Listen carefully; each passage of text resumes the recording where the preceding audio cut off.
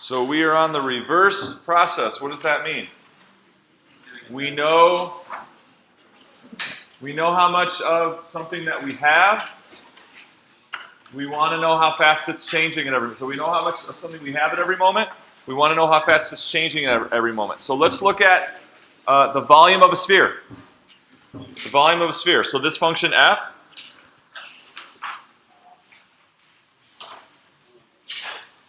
where x is the radius of the sphere.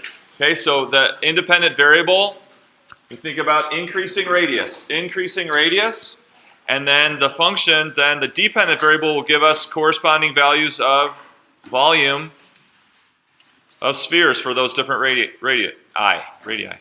Okay? So this is the formula for the radius of a sphere, or for the volume of a sphere, and now we know we got two ways to think about a function like this. What were the two different perspectives we can think about a function like this? Kyle? One was kind of like as an integral. And what is that? Integral represents what? The exact rate of change function represented in open form. Okay, not quite. The total accumulation of Okay. changes in Yeah. the y value. Yeah. And then the other way is the amount function. Right, so exactly, we can think about, for any given value of radius, we can just think about there's a corresponding volume. That's like amount, right? So if I just stop this here, maybe stop it here.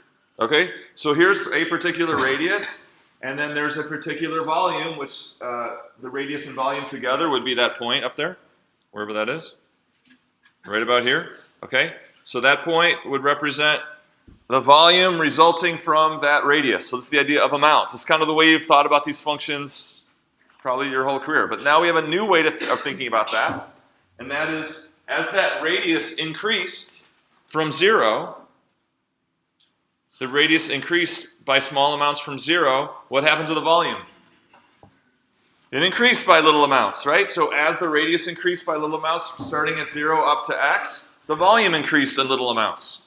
Okay, until we accumulated that much volume. So we think of these, we have two different perspectives on these functions now, as amount and as amount accumulated. Okay?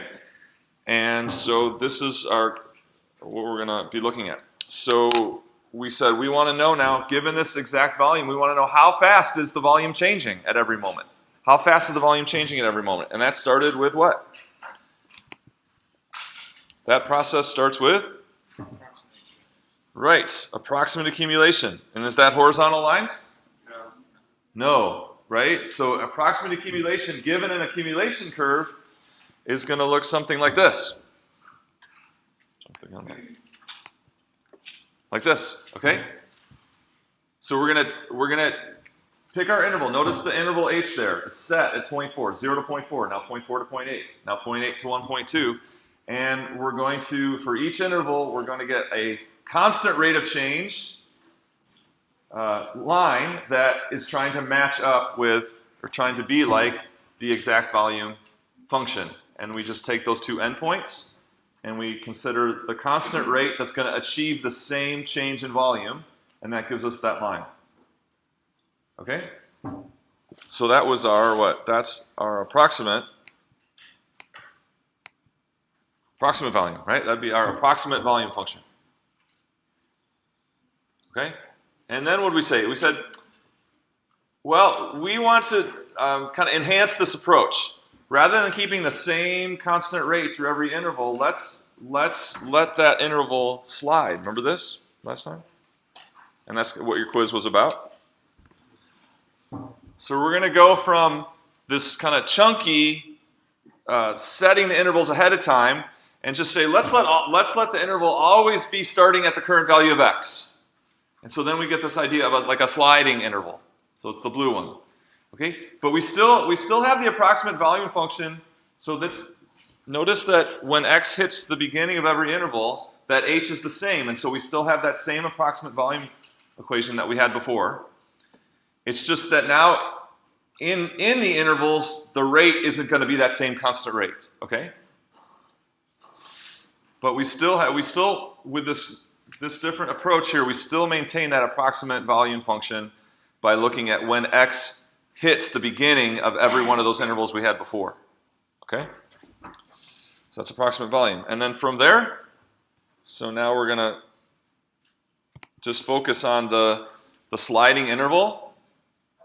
And with the sliding interval, now we want to get what? Rate of change. And so how do we get rate of change from the sliding interval? Well, same way we did before. We're going to look at the secant line for any particular value of x. This is what you've done in your quiz, right? On your quiz, you look at the secant line for any particular value of x. And we're going to calculate the rate of change. And if we think about having a rate of change for every one of those values of x,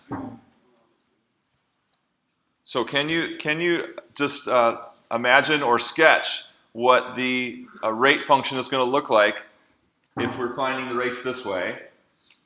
Slow that down a little bit.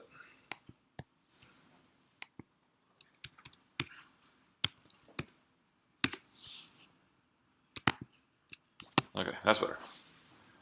Okay, so what would the resulting rate function look like if we're calculating rates based on this blue secant line, which is based on the sliding interval?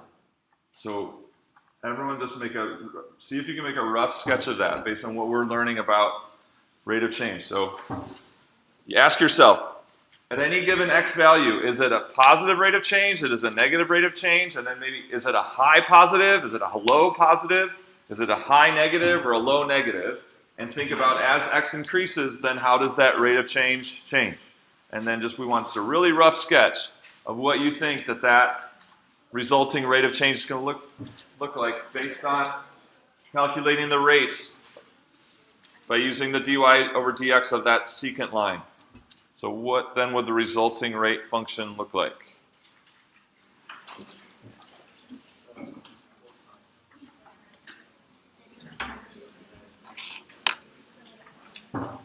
I'm going to call on a couple people in about 30 seconds here to tell me.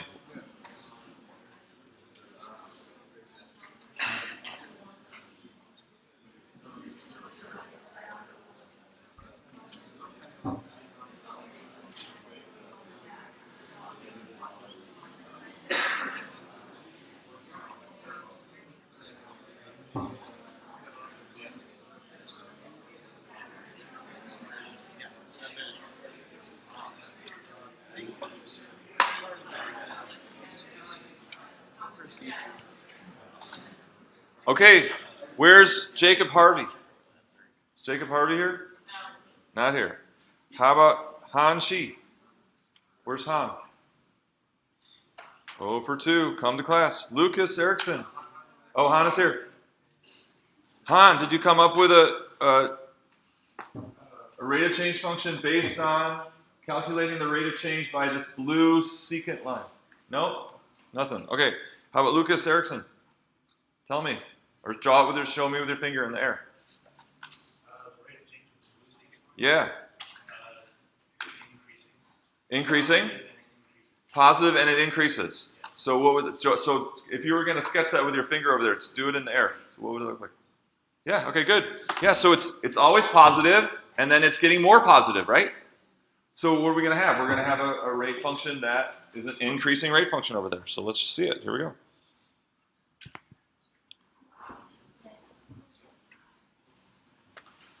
Okay, so this is the rate function if we're using the sliding interval. So now my question is that rate function, is it approximate rate or exact rate of change? Is it approximate rate of change or exact rate of change? Okay, so I heard lots of people say approximate. Let's investigate that. So let's look at x equals 0.55. Come back here and look at x equals 0.55. And we'll just go back here and turn it off. So now, at x equals 0.55, if I was going to come up in order to figure out what the rate of change at the moment x equals 0.55 is, what would I do? What would I do to find the rate of change at x equals 0.55? Kyle? Yeah? What does that mean? Look at the moment. Basically, to like create a very small interval. Okay. 0.55. Don't I want to just look at the y-coordinate? No, Why not? that's an accumulation, not a rate. This is accumulation function. That'll just give me how much volume has accumulated. So that if I'm thinking I want a y value to get the rate, I'm confused and I think this is a rate of change function. No, this is accumulation. So like we did about a month or so ago, we can go up here and we can zoom in. Do we have rate of change in a moment yet? Now? That's pretty good. And then what can we do? So this is looking locally linear, right? So when we get local linearity, then we say we have a small enough moment that we have rate of change in a moment. And what do? Let's do it fast. So can we see? Let's move this up. Perfect here. And then I'm going to zoom in. Okay, ready? Here we go. So write these down. So we're going to take, let's make it easy on ourselves. 0.55375. Write these numbers down. And 0.711262.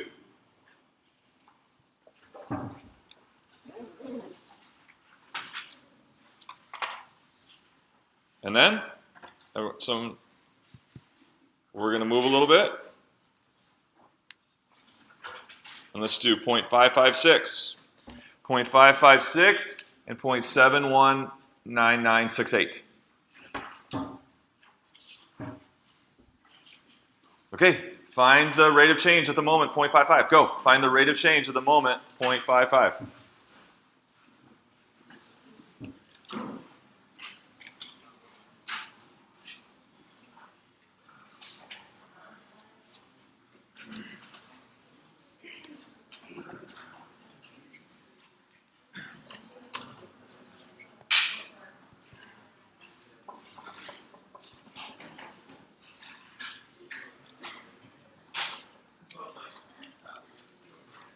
What was it? Second number, 0.719968.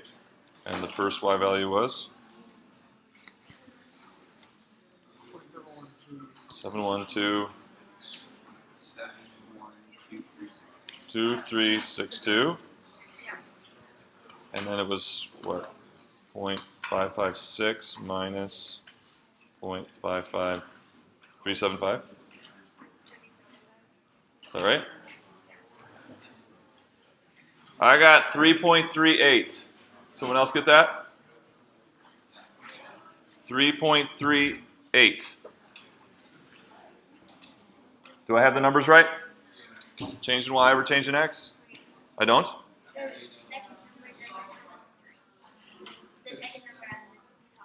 On the top? It's 262, not 362. Like that? 1, 1. Is it good now? Yeah. Okay, so 3.87. If we round, it's just 6.9. So 3.87. So let's plot the point. Let's plot the point. And this is the actual rate at that moment. What, 0.55 and 3.87. Okay, so there's that. Oh.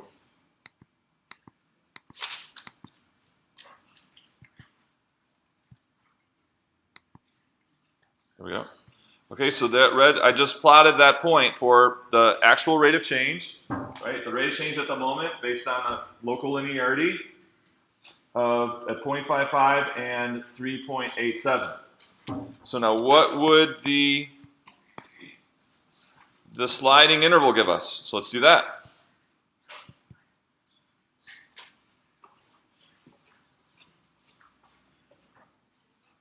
Okay, so here we are at 0.55. And you have everything you need. So this is x equals 0.55. You have everything you need without doing any zooming in or any approximating from the graph. Okay. This. So we want to find the rate of change based on that blue secant line. Find that rate of change based on the blue secant line if this x value is 0.55.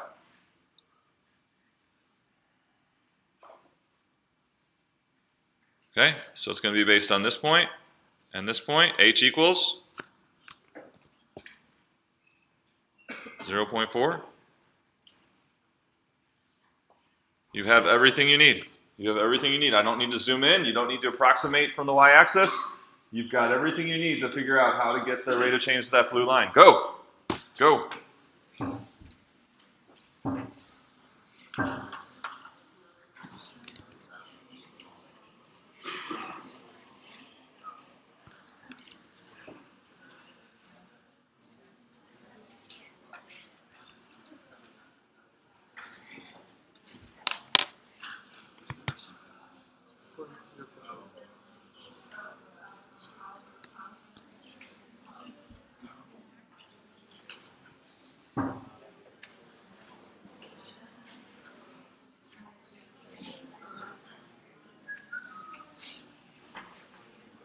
Okay, you're writing. Everyone's writing. Everyone's doing it.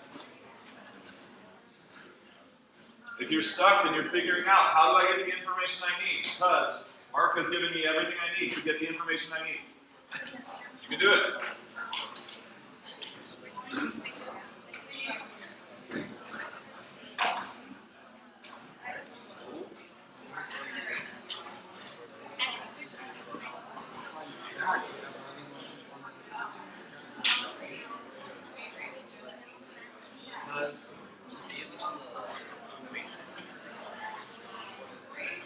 Oh, did it? Oh, okay. I thought we didn't know that.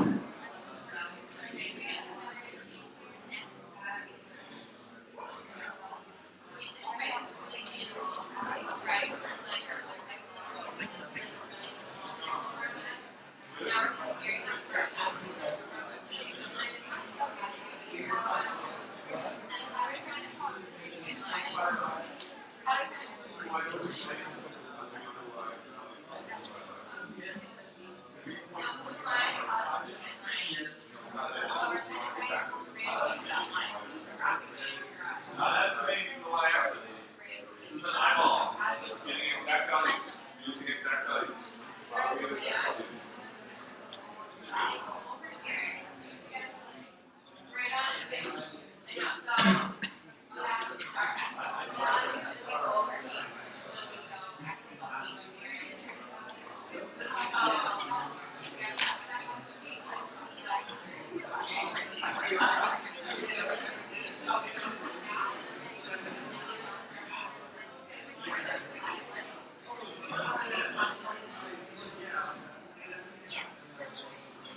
Okay, where's Denise? Is Denise here? Denise? Ryan Husker. Ryan, how's this? So what do you need to find this rate of change? Okay, change in x is 0.4. Okay, good. Okay, so you said, so we're going to do dy over dx, or dy over h, I guess. So your change in y was?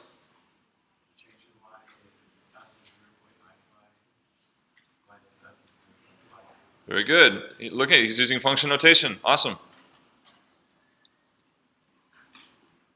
We know what these amounts are. We know what amount of volume we have at 0.55. How do we know that? From the volume function. And so we can represent that as f of 0.55. And then we know, so 0.4 later, 0.95, we know what the volume is then. We can represent it as f of 0.95. And then we know how to find those values, right? We use the rule over 0.4. Okay, so when we do all that, what do we get? 7.23614. How about 7.24? Is that confirmed? Lots of people got that? Okay, so let's plot that point. What did we get before? So is this based on the blue line? Approximate or?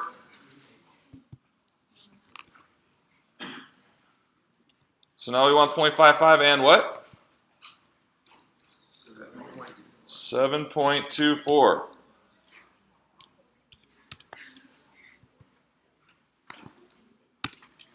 Okay, so using that curve that we drew before, where's that curve?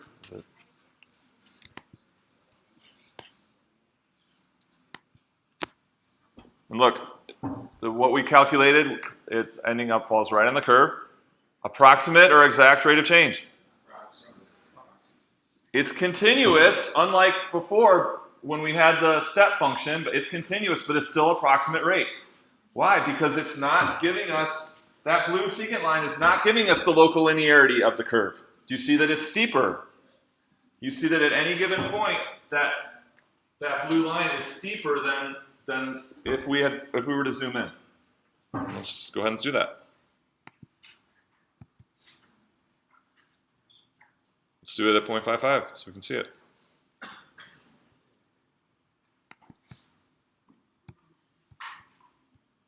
So we get close enough, and there we see. So the rate of change of the actual volume would be what? The rate of change according to the curve, which is now looks linear in the moment. And then the approximate is based on the secant. So we got a higher rate. Look, so our approximate rate was too high. Here's the actual, here's approximate, too high. And so all of these are too high, right? So all of these rates on that blue curve are too high. So how do we fix that? We want the exact, what was our goal from the quiz? We know the exact accumulation or the exact amount. We want the exact rate of change. We want the exact rate of change.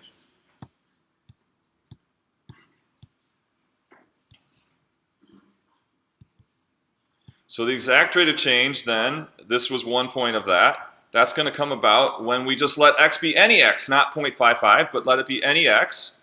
And we write the rate of change of that. Or sorry, so this is still approximate, but if we write the rate of change of that blue secant line for any x, then we'll get this whole approximate rate function. So now we'll do that. So for any x now, what is, so it's just like this, this can be any x. What is the rate of change of the blue line for any x? Do it. For any current value of x, the approximate rate of change is? You're going to do the same thing, but now you don't have a number to start with. You're going to start with x to represent all x, right? And you're still going to need what? You're still going to need, you're going to just need the coordinates of those 2 points for any value of x, and that's how we can write what the rate function is. So Charlie, can you tell me the coordinates of this first point here? X and f of x. We know the volume. So knowing the volume at any radius, right? Knowing the volume at any radius. And then next point? Yep. X plus h and f of x plus h. So now we can write it down. We can write down what that rate function is. Where's Kindeel? Kanwar? Yeah. So what will the rate function be for the sliding interval and the blue secant line? What will that rate function be?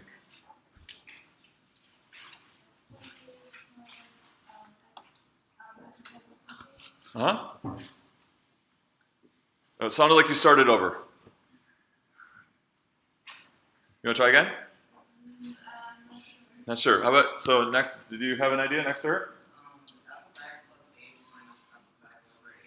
Right, so it's going to be the change in y, which is f of x plus h minus f of x, over the change in x, which we didn't know is just h.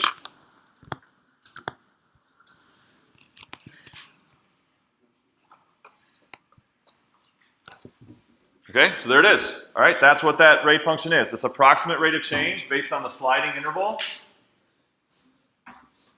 And it's taking the rate for any given point and assigning it, for any given interval of h, assigning it to the current value of x, which is to the left side of that interval. So how do we get, so there's the exact rate function. How do we achieve it? Now, how do we achieve the exact rate function? Yeah, Aiden. Yeah, both Jacob and Aiden said, make h smaller. So watch, let's do it. Ready? What happens when we make h smaller to the secant line? The secant line is like hovering against the graph gutter, right? And what happened to our approximate rate function? See, it got closer to the actual. And so the smaller we make h, the better that our secant line does in the local area, and the better that our approximate rate matches actual until it's just so close that it's indistinguishable. So all we need is, just like when you did integral, we just need an h that's small enough, to be indistinguishable from actual rate of change. Okay, and so we can express that this way. We can take that same thing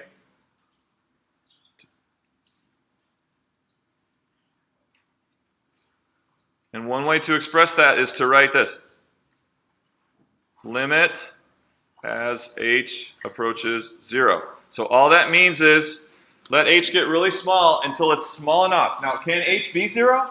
No. No, because then we don't have an interval anymore. All right, we don't have an interval. So it's not that it's 0, it's that it's just indistinguishable. So all this means is what we said before. Let h get small enough.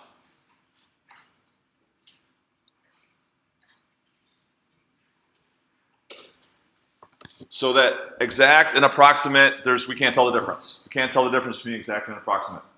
But we're still thinking of, see there's still 2 points there. See that on the blue secant line? There's still 2 points on the graph. They're just really close together. And so then that secant line matches the local linearity of the curve. Or does so well that we can't tell the difference.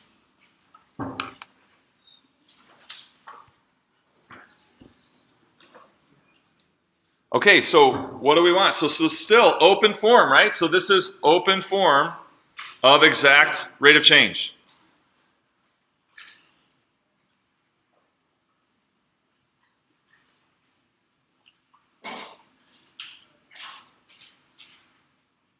We want a closed form, something that we can just plug values of x into and it'll give us the rate, right? Plug in x equals 0.6, it gives us the rate of change. Plug in 1, it gives us the rate. So let's do that. Here we go.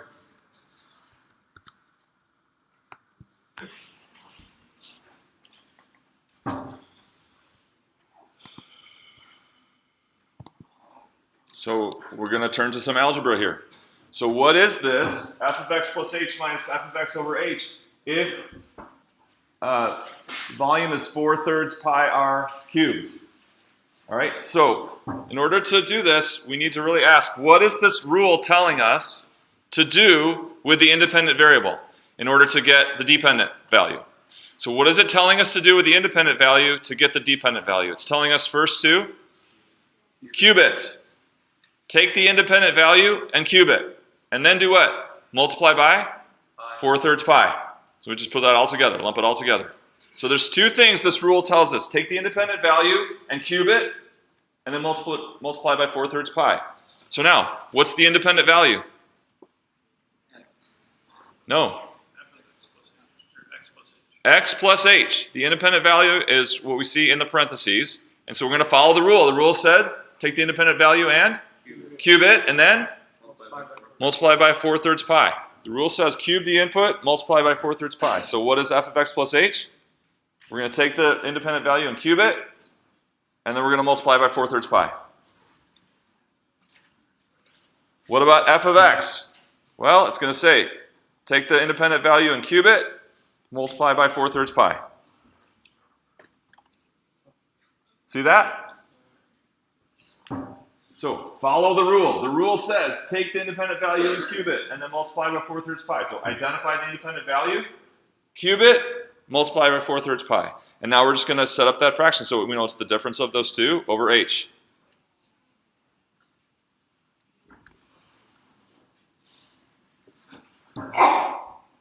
So this now is actually, closed form because we can plug values in and it'll spit values out. So we've got closed form. We just want to simplify it.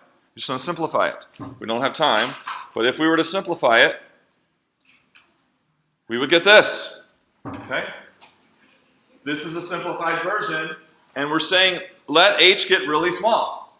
If we let h get really small, and here's how we can write that. So h is essentially 0, small enough to not make a difference. That's This is similar to saying the limit as h approaches 0, so let h get really small. What do we get? So when h gets really small, this gets really small because it's times h, so does this. So we're left with Essentially, 4 pi x squared. So this is a great achievement. Why? Because it's a closed form of the rate of change of volume with respect to radius. This is the closed form for exact rate of change of volume. So that red curve that I showed you before, the exact, that's just simply 4 pi x squared. So now we can just plug in 0.55. Instead of doing all that work with finding the 2 points, just plug in 0.55. And what do you get? Quick, 4 pi times 0.55 squared. You should get the same thing we got by doing the 2 points. What was that? 3 point something?